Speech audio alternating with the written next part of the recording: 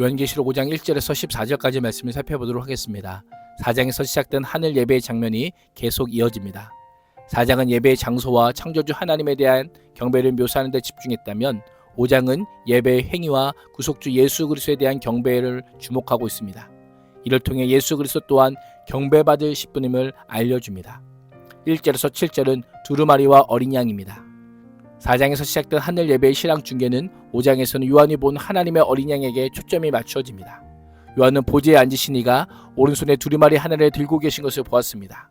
하나님의 능력과 권위를 상징하는 오른손에 두루마리가 있다는 것은 이 두루마리가 하나님의 신적 능력과 주권을 가지고 있음을 암시합니다.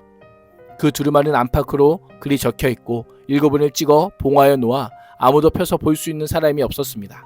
고대의 두루마리는 보통 한쪽에만 글을 적었기에 안팎으로 양면에 글이 적혀 있는 경우는 매우 이례적입니다. 두루마리는 창조 세계의 역사와 그 완성을 포함한 하나님의 구속사적 계획을 상징할 뿐 아니라 아무나 열 수 없는 신적 권위를 나타냅니다. 요한이 보니 힘있는 천사가 큰 소리로 이 복인을 떼고 두루마리를 펴기에 합당한 사람은 누구인가라고 외쳤습니다. 천사의 큰 음성은 온 우주에 미치기까지 선포되었지만 이 복인을 떼거나 두루마리를 펴거나 그것을 볼 수 있는 이는 하늘에도 없고 땅에도 없고 땅 아래에도 없었습니다. 이것은 크게 두 가지를 알려줍니다. 하나는 이 세상의 피조물이 전적으로 다 무능하다라는 것입니다.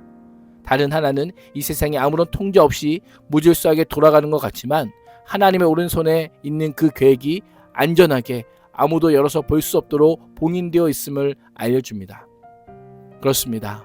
하나님의 주권은 아무도 막지 못한 채 하나님의 선하신 뜻에 따라 안전하게 운행 중임을 우리는 기억해야 합니다. 문제는 아무도 열어서 보지 못한다면 하나님의 계획이 어떻게 완성되는지 도무지 알 수 없다라는 데 있습니다.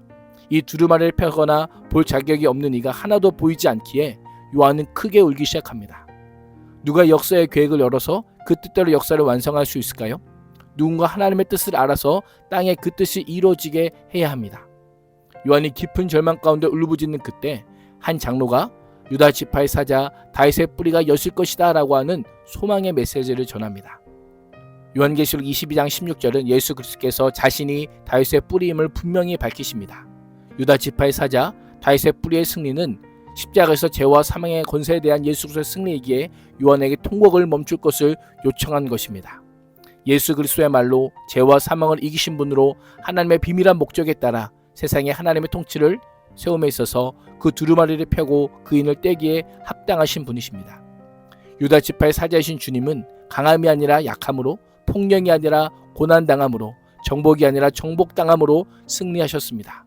그리스도의 승리는 십자가에서 고난받으시고 죽임당함으로 이루어졌음을 우리는 반드시 기억해야 합니다. 교회와 성도는 세상의 방식으로 정복하는 자가 아닙니다. 고난과 자기 부인, 십자가의 승리를 통해 하나님의 승리를 선포해야 합니다. 우리는 약함과 섬김의 자리에서 서도록 부름받은 자임을 기억해야 합니다. 6절부터는 반전이 시작됩니다. 장로는 사자를 보라고 하였지만 요한은 어린 양을 보고 있기 때문입니다. 더욱이 일찍이 죽임을 당한 것 같은 어린 양입니다. 더 놀라운 것은 어린 양이 보좌와 네 생물과 장로들 가운데 있습니다. 4장에서 하늘 보좌에 하나님께서 앉아 계셨습니다. 그러나 요한은 그분을 보좌에 앉아 계신 분이라고 간접적으로 표현하였습니다.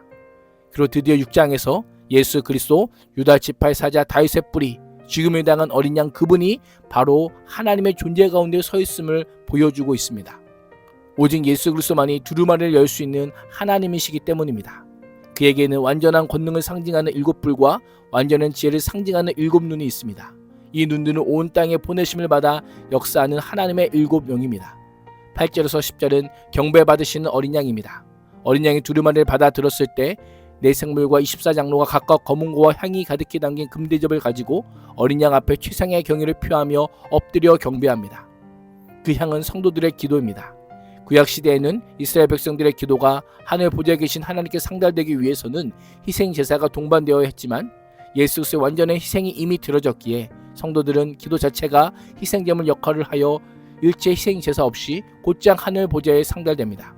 하나님께서 우리의 기도를 얼마나 귀히 여기시는지를 잘 보여줍니다. 우리가 하나님께 드리는 그 기도는 결코 땅에 떨어지지 않고 모두 하늘에 상달되기에 결코 낙심하거나 좌절하지 않고 계속해서 우리는 기도해야 하는 것입니다. 내 생물과 24장로들과 천사들과 모든 피조물이 어린 양이신 예수님을 새 노래로 찬양합니다. 찬양의 내용은 예수님의 죽으심과 부활의 구원 사역입니다. 어린 양 예수 그리스도께서 채걸추에 그 인봉을 떼기 합당하신 이유가 무엇일까요? 첫째, 일찍 죽임 당하셨기 때문입니다. 둘째, 예수 그리스도께서 각 족속과 방언과 백성과 나라 가운데서 사람들을 피로 사서 하나님께 드리셨기 때문입니다. 셋째, 그들을 하나님 앞에 나라와 제사장으로 삼으셨기 때문입니다. 예수 그리스도의 대속적 죽음은 지상의 성도가 왕노로 탈 수 있게 한 결정적인 사건입니다. 그리스도의 죽음으로 죄의 세력에서 벗어난 성도는 왕같은 제사장이 되어 하나님과 직접 교통하는 복 가운데 거하게 됨을 잊지 말아야 합니다. 11절에서 14절은 천사들과 모든 만물들의 찬양입니다. 11절부터는 예배가 절정을 향합니다. 요한은 보좌와 생물들과 장로들을 둘러서 많은 천사들이 큰 소리로 죽음을 당하신 어린 양과 능력과 부와 지혜, 힘과 존귀와 영광과 찬송을 받으시기 합당하도다라고 하는 찬양을 듣습니다. 로마 제국의 백성들은 이 단어를 사용하여 황제를 찬송했지만 하나님의 백성들은 하나님을 찬양합니다. 오직 하나님만이 이런 단어를 사용하여 찬양받으시기 합당하신 분이라고 고백하고 있는 겁니다.